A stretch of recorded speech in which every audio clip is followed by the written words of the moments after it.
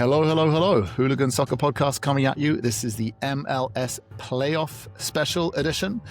As usual with the regular fixture of the Qooligan, myself, Gary Stryker. Completely flummoxed right now. You hit the record button so fast, G.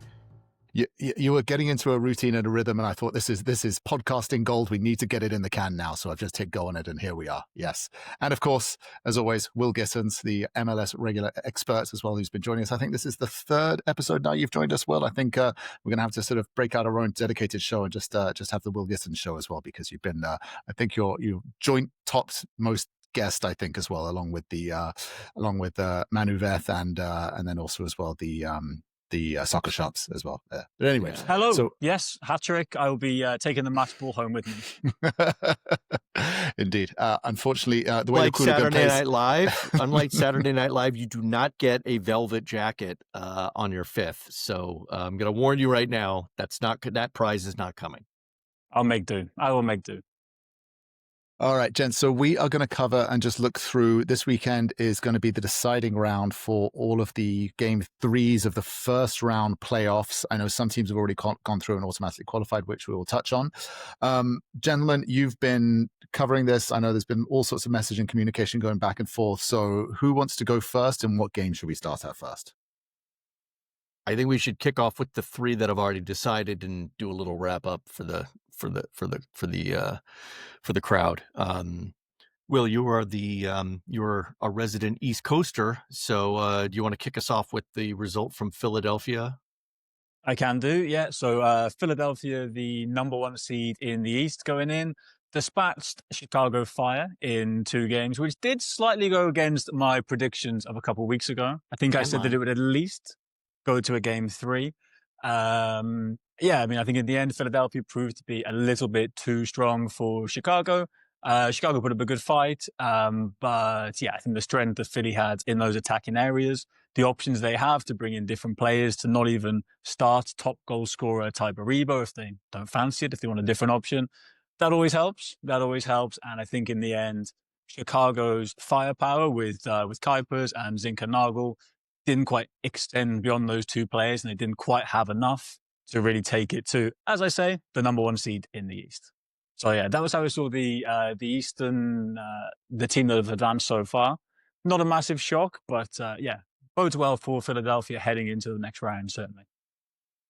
I think the big thing for Philadelphia that they can take a lot of solace in and will feel good about is it's the return of Ty Baribo. He scored the first 2 in the 8th and the 16th minute, just like rapid fire, bam, bam. Put Chicago on the back foot right away. It was nice to see him return. He hadn't scored too much in the latter half of the season. A lot of his goals were front-loaded. And then, really, in my opinion, the defining moment of the game was when Brian Gutierrez stepped up to the spot and just hit a clunker, man. It was not good.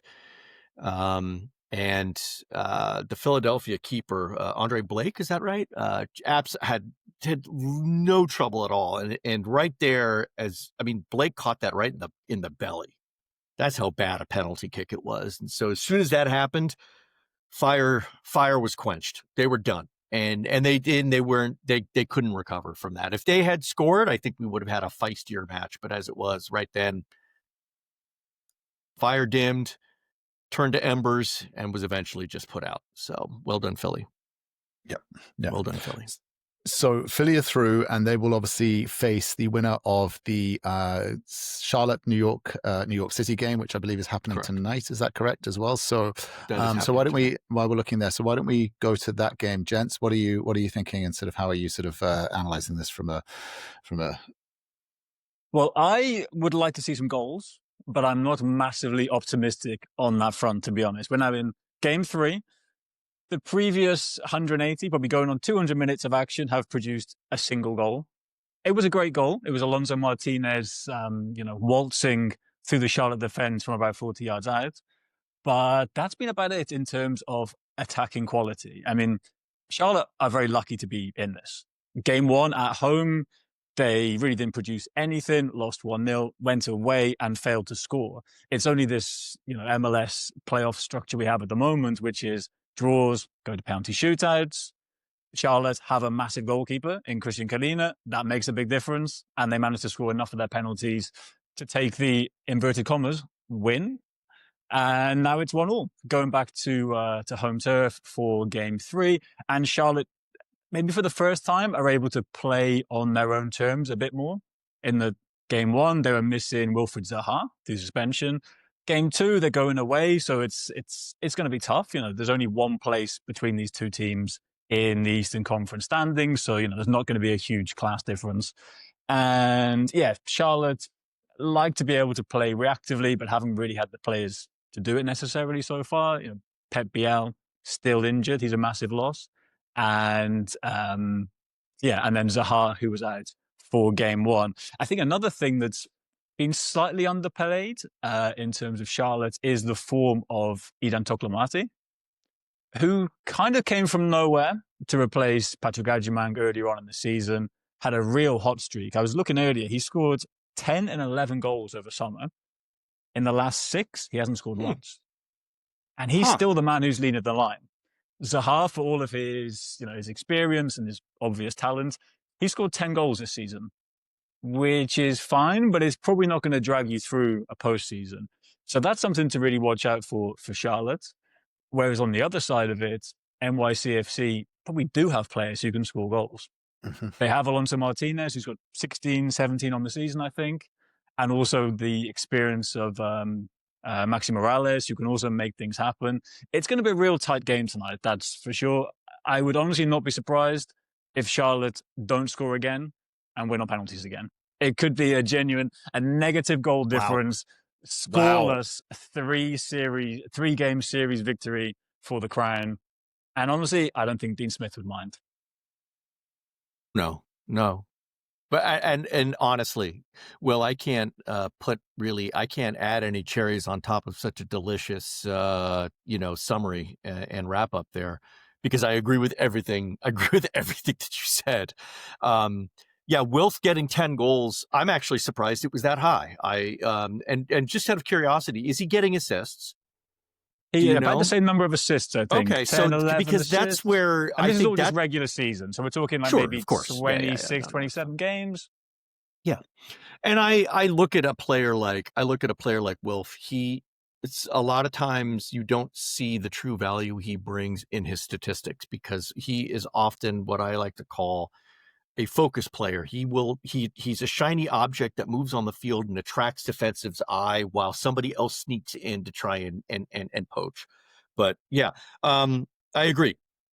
Could be a very dull game with a very exciting penalty kick finish. And you're right, Qooligan is an edge in when it comes to the spot kick. He's the type of guy who can make that. I mean, he made a nice save on the seventh kick of the seventh kick of the shootout, and that's where you earn your paycheck as a goalkeeper, right? When you make that one save. And so, let's hope it's a lot more dynamic and fun.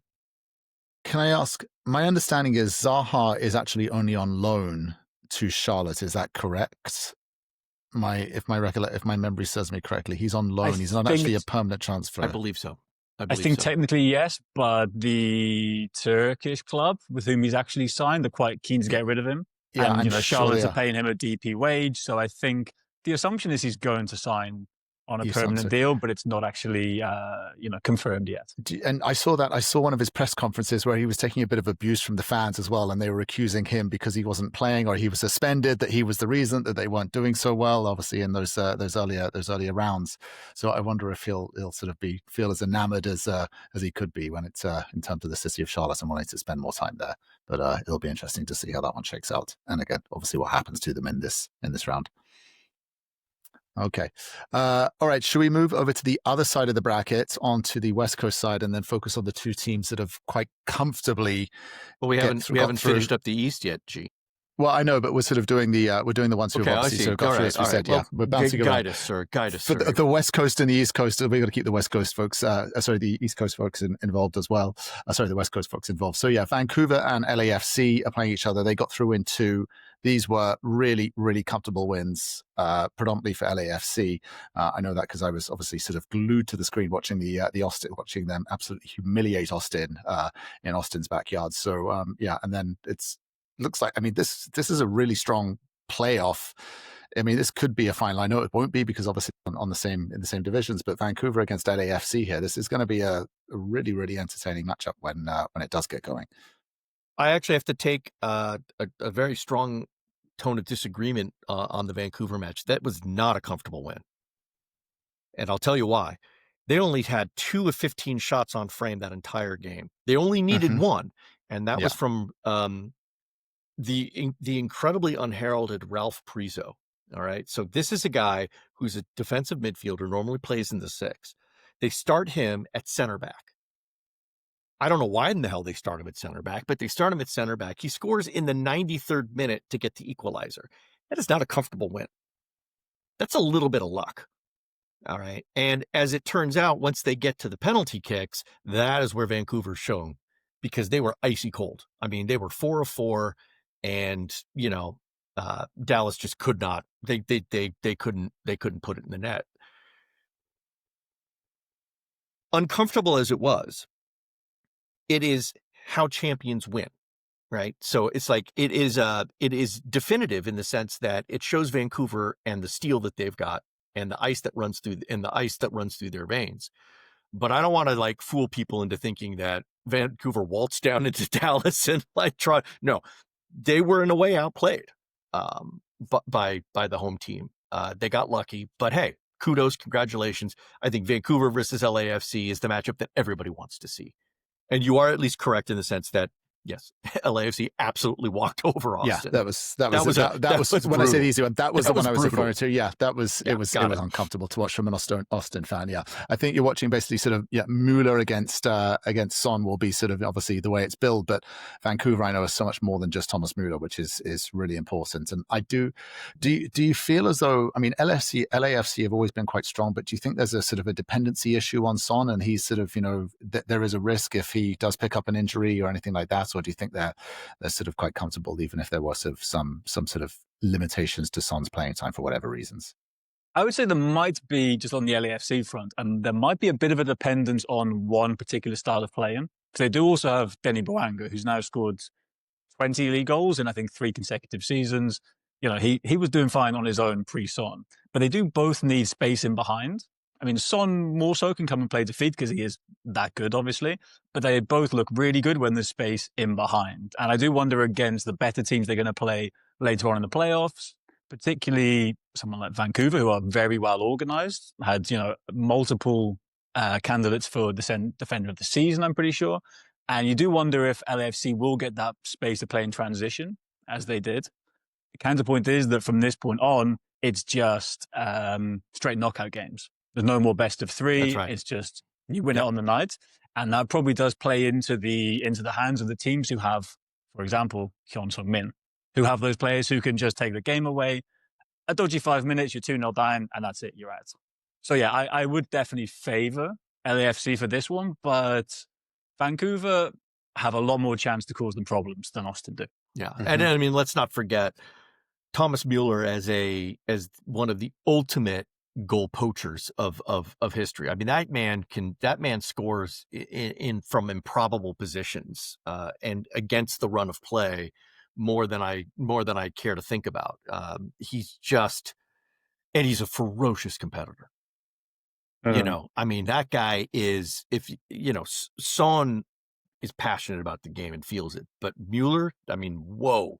Like when you sometimes you see him in games, there's a look on his face where you're like, I wouldn't go within a meter of that guy. That guy, he looks like he'll kill anybody who comes into his zone. I mean, it's like, ooh, he's scary. He's scary looking. Yeah. Okay. So yeah, I think that is definitely the tie. That is the one that's definitely sort of going to get the most attention and viewership. That is for sure. Okay, so let's maybe go back over to the East Coast side of the bracket, and I think we've got to go Miami, Nashville. What the hell happened to Miami in this second game? I mean, what the hell was that? Yeah. Well, I think the big change really was in Nashville.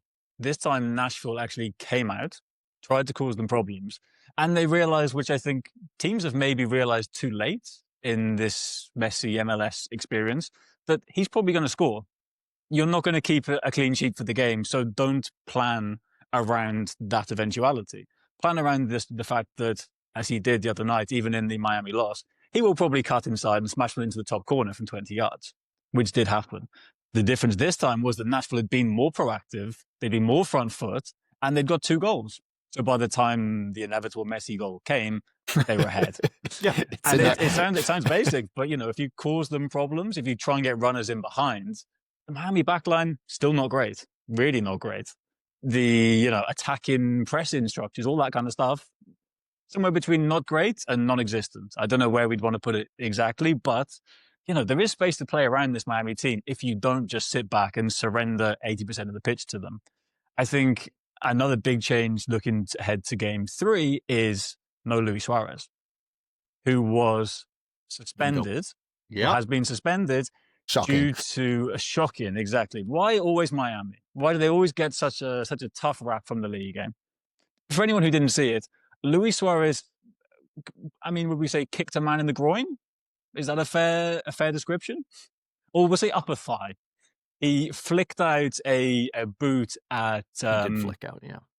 Flicked out, we'll say maybe, at a national defender. It wasn't picked up by the referee and was not picked up by VAR, seemingly. But midweek, MLS have stepped in and they've issued a 1-game suspension. Now, that kind of causes Miami something to think about, because they've really played with Suarez pretty consistently since he arrived 18 months ago. Fortunately, this is not the first time that Suarez has been suspended. They had the same thing 6-8 weeks ago when Suarez was suspended for spitting at a member of the Seattle Sounders staff. That was a 3-game ban. So it's not like they're completely out of practice. And yeah, I think on that occasion, they tended to go to a 4-4-2, Lionel Messi and Theo Hernandez playing, in Suarez's place. So I'd imagine they'll go for something similar, but obviously a very different kind of player, very different profile for Messi, to link up with. And that's just another kind of variable in the mix that makes me think Nashville could do it. Yeah, I agree. And the other thing to remember is that Suarez, he doesn't necessarily do it in the goals. He scores goals, but he's also a very big assist guy. 45% of his assists go to Messi. And that's an interest. So that as a statistic, and then of quite a large majority of his other ones go to Allende. So as a player, you take him out of the system as a cog. You take him out of the system, and that engine is not going to be purring along as well as it used to. So you're right. If Nashville can approach the game in that same forward-thinking manner, right? If they can get an early one against them in Miami, all of a sudden Miami starts getting more desperate. You're right. You're not going to keep Messi out. You're not going to keep the Miami off the scoreboard. But what they have to do is strike and get those goals back. And so I agree. Miami they're tottering, right? They are not sitting on a firm foundation. Nashville needs to go in, be tough, be physical, be aggressive, try to knock them even more off keel and seize that game. And I think it's doable. Tax. 3 things that are inevitable: death, taxes, and Lionel Messi's goals. Is that seems to be the case? Yeah, and maybe Suarez's suspension. And Suarez suspensions as well. For things as well. It's a little unfair. He's actually only been suspended twice. And when you look at it when you actually look at his history of yellow card accumulation, he actually hasn't done that much worse this year than he has in previous years. He's a little above par, but not by orders of magnitude. He's one of those characters, though, where there's characters who like constantly get lots of yellow cards and then accumulate suspensions that way.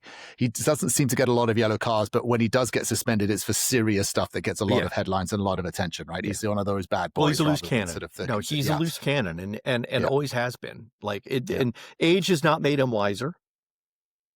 Well, I mean, the thing is, he is a fierce. I mean, you're talking about Thomas Müller as a fierce competitor. Yes, I mean, Luis Suarez as well. Agree. I mean, he is such a competitor that he's gone to the lengths of biting 3 different people on 3 separate occasions as well. He is that competitive and gets that frustrating, right? I do wonder if, and Will, maybe you can also sort of help give an extra opinion here, because the Qooligan and I keep going back and forth with this. Every time I see Suarez play, I say the game has left his legs and this is it. He's for the end. Qooligan keeps on throwing statistics back at me, like how he is a wonderful assist machine. And it's interesting because it shows the evolution of his game, because he was a goal machine and an assist machine. Now he's more of an assist machine. So part of I've sort of a big proponent of maybe Miami should cuss him and then go and find another, South American sort of buddy of Messi's to come in and take that DP spot. But the Qooligan's making quite a compelling case for actually he does deserve contract extensions and more time. No. I absolutely think they need to drop him like a hot potato. I'm just taking umbrage with the fact that you're saying that the game's left him. The game hasn't left him, but he needs to leave the game. He needs to leave the game. He has definitely adapted his game a lot, and I think his legs are not there, but his brain is so like you can tell how he scored. I mean, 400 or 500 goals in his career, played for Barcelona, Liverpool. You can absolutely see that quality, but his legs have left him to the extent which I feel like every Inter Miami goal he scores, he's falling over. He's just getting a touch on things. He's straining every sinew of his 38-year-old broken kneed body, and he's just about getting things and doing it. But you can tell even just the way he, jogs over to half press someone, it's so slow, it's ponderous. He can't really do those things. Well, he definitely can't do the things that we imagined him doing in Europe, that we remember him doing there. But he does still have those moments of inspiration. He does still have that telekinetic or telepathic communication with Messi and with Alba and Busquets. I mean, I think there was definitely an argument that at the start of this season, Miami should have started to phase him out and bring him on for the last 15 minutes to get a goal, to make things happen. And they give Allende or someone else more goes from the start, kind of to wear the opposition out, and then let Suarez come in. I think at this stage, having to make the change now is definitely a negative, because Miami is so built around having Suarez as that stationary focal point. It's very tough for them to change it. But if I was in the Inter Miami front office, I think I would be saying thank you, goodbye at the end of this season. Yeah, I agree. Yeah, no, they can't. I think he's a liability. I think he's a liability now. And I also believe that had that type of kick out or something not been Suarez, it might not have been caught. And I'm not accusing the league of targeting him. But let's be honest.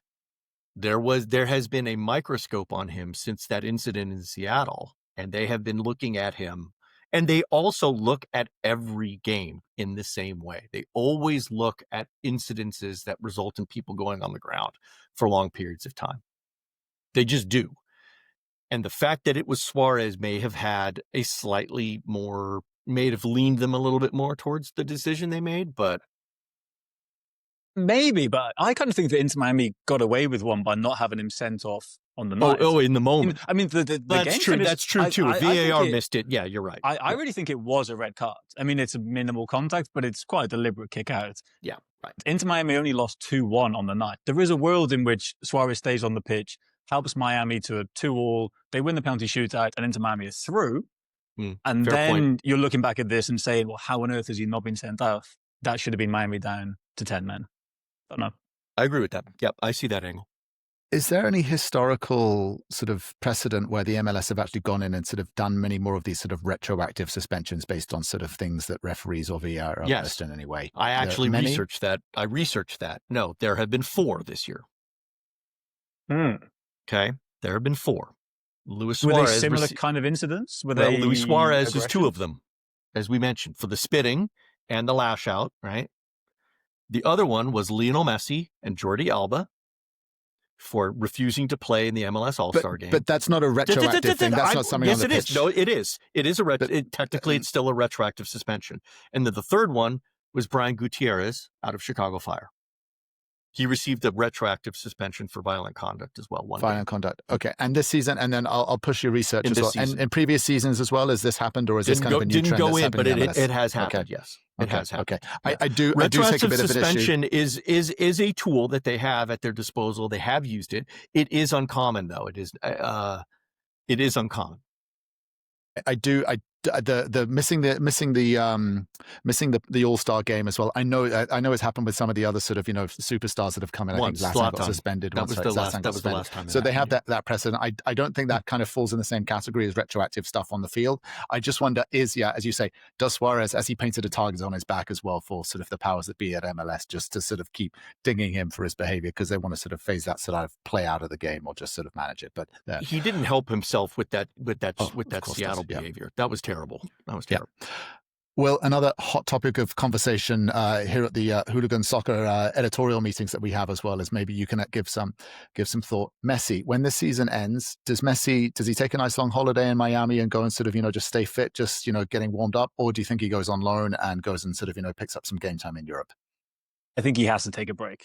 I think he takes a break. I mean, it won't be that long because Miami are hoping to be playing into December, which gives him a bit of time off. I imagine the next season will start late February, which means preseason will start a month before, which means that Inter Miami will embark on some crazy global tour, playing games in Japan and Saudi Arabia and wherever else they fancy, which probably means you're looking at about 6-8 weeks off for a very old player. I don't even think that. If they go all the way. Maybe less than that, yeah.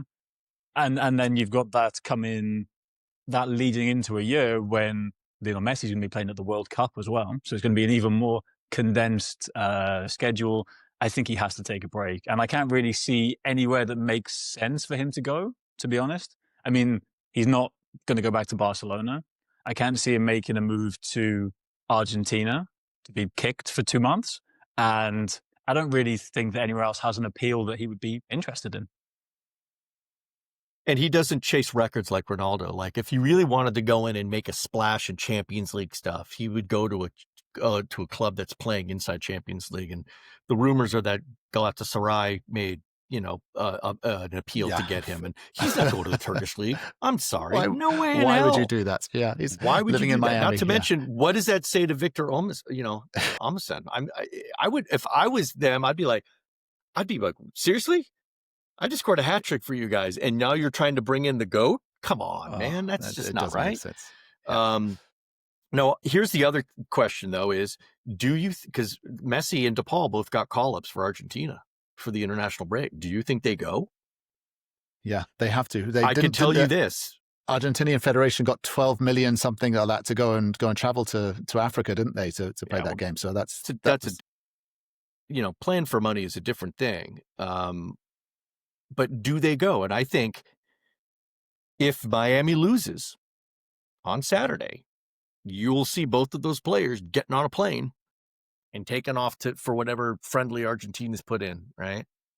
But if they don't, there's no way, because Inter Miami could not tolerate. Oh yeah, if they get through, because the playoffs. I think he chooses Miami over this, right? But yeah, that's some interesting. Well, there is a break in the playoffs, isn't there? So in terms of the scheduling, he could go and return. You know what? The week after next, there's no MLS. Oh yeah, you're right, because they do. So they're honoring the international break. Okay, so there is a gap in theory. I mean, I'm not sure whether he goes or not. I am 100% sure that whatever he does will be on his terms. So maybe he does want to travel, head over there, maybe train with the team, maybe play a little 20 minutes and then come back. Because it's also, otherwise you're looking at a 2-week break with no competitive games. Maybe he thinks it's handy to keep his arm in and keep his eye in. Keep himself fresh, keep himself, rolling with some momentum. But I am 100% sure that whatever Inter Miami wants, whatever Argentina wants, it will be Messi who decides what he does for the next fortnight. Yeah, fair point. Okay, wonderful. All right, and then so just looking at the other with that bracket, obviously, so whoever wins that game will go through, and then they will be facing the winners of either Columbus or Cincinnati.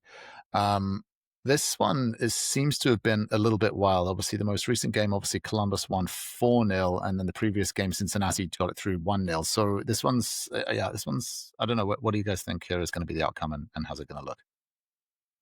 Well, I misjudged game 2 because after game 1, I wrote an article saying goodbye to Darlington Nagbe, the iconic Columbus Crew midfielder who's announced his intention to retire at the end of the season. And having lost game 1, I thought, right, that's it. This is kind of obituary time for the Nagbe career. Published that article, and then a day or two later, Columbus Crew won 4-0.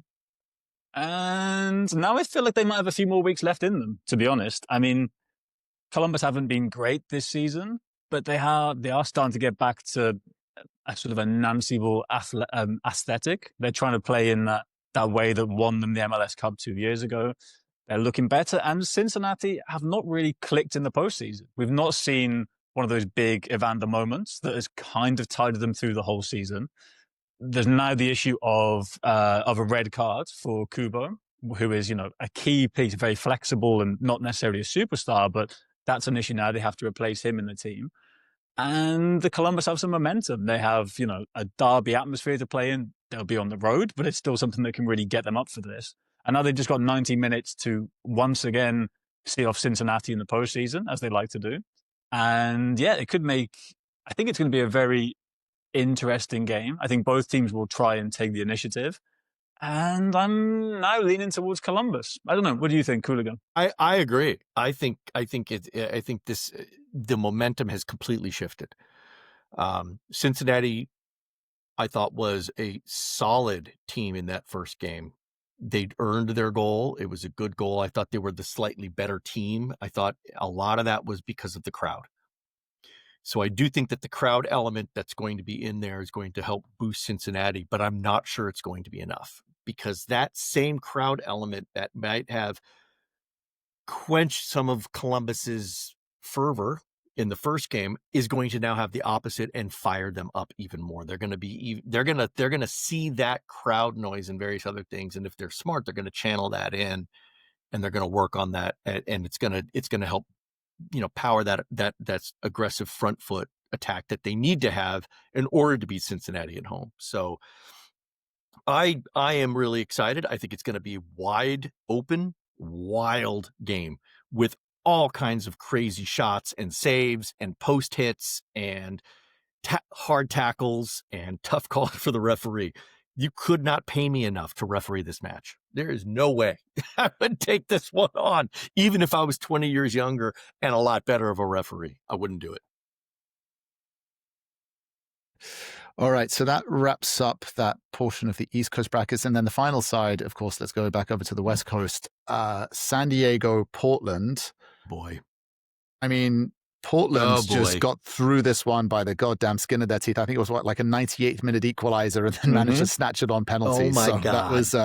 That was a real close one.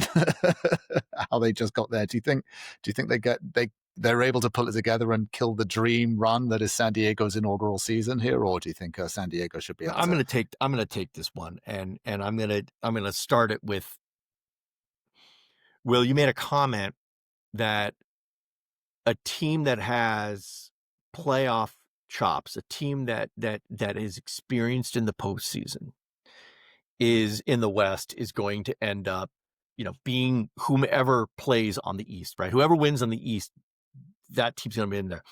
And Portland showed why your statement was disturbingly prescient. And I hate you for saying it, because I really wanted San Diego to go through.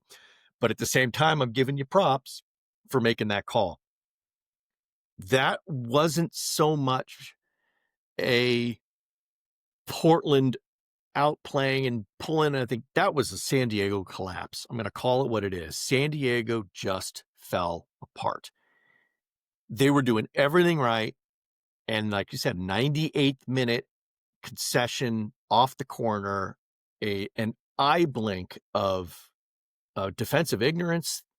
He snuck in, and then in the kicks from the mark, I don't even have words to describe how bad the kicks from the mark were from San Diego. It was awful. Absolutely awful. Yeah, it's a tough one for San Diego. I think a lot of it at this stage, in the playoffs in general, but in this specific situation, it comes down to mentality, what the thought process is. Because there's a world in which San Diego players are still riding the crest of a season of overachievement, in which they go back in front of a home crowd for game 3. They can put a freak loss behind them, and they continue this incredible run. Very true. But a 98th minute equalizer followed by a penalty shootout loss is not good vibes. Losing your season-long goalkeeper to a fractured cheekbone, not good vibes. And it does start to feel like things are not quite in place in the way that they need to be to make this San Diego run continue. As you said, Portland Timbers are not going to set the world alight, but they do have that experience. They do have in Phil Neville, a manager who's been in the MLS for quite a while now, who's been with this group of players for 2 or even 3 seasons, who kind of knows his way around the league. And I think it's a tough one for San Diego. I think it's too close to call. I think that San Diego's quality with Lozano back in the team now or came off the bench, or did he start last weekend? He certainly scored a goal, so that's a good start for them at least. Yeah, and I think I believe he came off the bench. Okay, but we can kind of assume he's now inducted back into the team after some kind of a falling out. Yeah, with him, he hit his penalty shot, right? So he was one of the 2 that hit his penalty. It was Dreyer and Lozano. So no, I think he's back. I don't want to say that there was a Chucky curse that happened. That's not the case. He was pivotal to their success in that game. So yeah, I agree. I think it's too close to call. It could really go either way, and I'm excited and looking forward to it. I do personally want San Diego to win, but if it doesn't happen, the only thing that I could say is you were the architect of your own demise. So yeah, I'm sure that'd be reassuring for them. Yes. Yeah, they're going to love hearing that. Yeah, which is why I'm not welcome at Snapdragon. They don't like me there. Indeed. So okay, and then wrapping it up, and then Minnesota, Seattle. I mean, Seattle really just sort of the Seattle that I'm sort of kind of my perception of Seattle were kind of dominant here as well, sort of winning quite comfortably in game 2 as well. For game 1, obviously it went to penalties. Do we think? I think Seattle should comfortably have this one and sort of get through and face probably San Diego, I hope, but I don't know. Or do you guys have a different perspective on this one? It was the best first half ever. It was an absolutely, I mean, it was, ever in round 1. It was one of the most insane first halves I'd seen in ages. And certainly in these playoffs it was like a mini game unto itself. Seattle was completely and utterly dominant in that first half until Minnesota suddenly just boom, boom, boom, right? And I think that's the challenge that Seattle has. They are so difficult at home. Seattle is so difficult at home. They're not as good on the road. And Minnesota will have a raucous crowd. They have some great supporters, and I actually think the Loons are going to pull it off. I think they're going to dig deep, and come out and hold Seattle, and then just get enough on the counters to be able to push them over the line. That's what I'm hoping to see. Well, I think this is another game where playoff experience is going to be crucial, and I am going to fall back on my earlier prediction.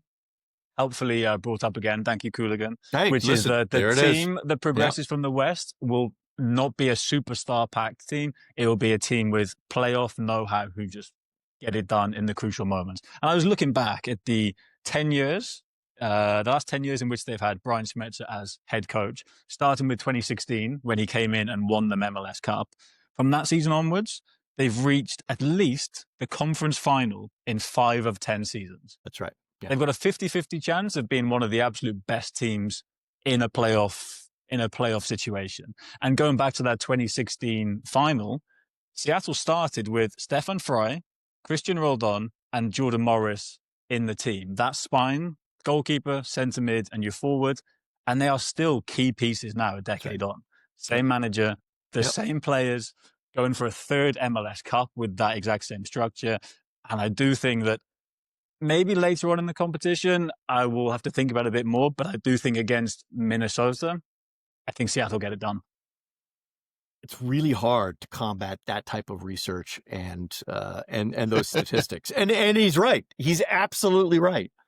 Logic, reason. Will is right, and I am still going to go with my gut. Because I really want Minnesota to win. But you know what? I see a world. I see your world is a lot more likely than mine. Will, I'll be honest with you. Yeah, I can dream. Wonderful. I think you've got a dream with a nice core of reality there. That's the problem. And I like have a to dream. base my And I have a dreams dream very that's just a much dream. in statistical analysis. That's how all my finest dreams are created. It's well done. It's well done. Wonderful. Well, gents, I think that brings us up on time as well. So that's covered all of the various brackets as well. So we're going to have obviously sort of a wild weekend of obviously playoff game threes here as well. Hopefully it gets exciting. Hopefully San Diego get through as well. I'm definitely rooting for them for sure. Okay. Well, in that case, Qooligan, thank you very much. Will, as always, thank you very much for coming on as well. Real pleasure to have you as well. Hooligan-soccer.com is where we can go and get all of the ramblings, musings, insights, and statistical analysis. So yeah, please like, follow, subscribe, all of those wonderful things. And we will be back after this goddamn useless, irrelevant international break for pickup of both next semi-finals of the playoffs. And then, of course, we'll still be covering Champions League, Premier League, and also all the other European leagues as well. So yeah, thanks very much, gents. Until next time. Peace. Bye-bye.